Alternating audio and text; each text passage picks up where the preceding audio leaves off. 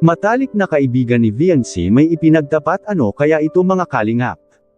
Yan ay malalaman na natin mamaya mga kalingap. Isang mapagpalang araw sa inyong lahat mga kalingap, sanay hindi nyo po makalimutan na mag-like sa video na ito. At paunawa tapusin muna ang kabuuan ng video na ito mga kalingap at para malaman nagnilalaman nito. At maraming salamat po sa pagpatuloy na pagsuporta lalo na kay Kuya Val Santos Matubang at Kalingap Rab.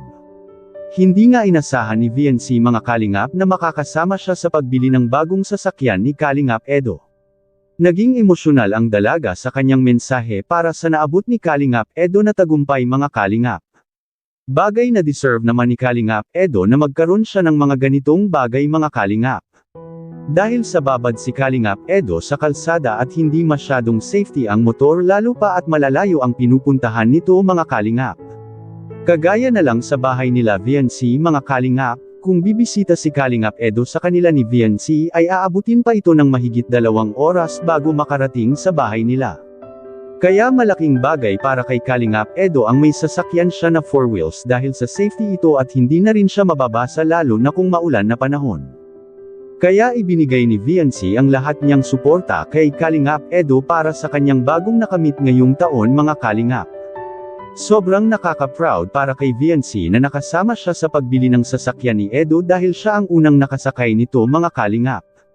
Sobrang binigyang pansin talaga ni Kalingap Edo si VNC mga kalingap. Bagay na nagpahanga naman sa dalaga, maraming nagsasabing mga viewers patungkol sa dalawang tambalan na ito mga kalingap. Dahil sa kung sakaling magkatuluyan anya ang dalawa ay bagay naman silang dalawa sa isa't isa. At siguradong hindi mahalin tulad si VNC sa mga nakaraang love team ni Kalingap Edo dahil sa nagtanim ng malaking utang na loob si VNC sa Team Kalingap at pati na rin ang kanyang mga magulang, kaya sabi ng ilan na malabong magbabago ang pag-uugali ni VNC mga kalingap lalo pa at nakilala na talaga ang natural nitong pag-uugali. Sa kabilang dako naman mga kalingap kaibigan ni VNC may ibinulgar makikita po natin sa video.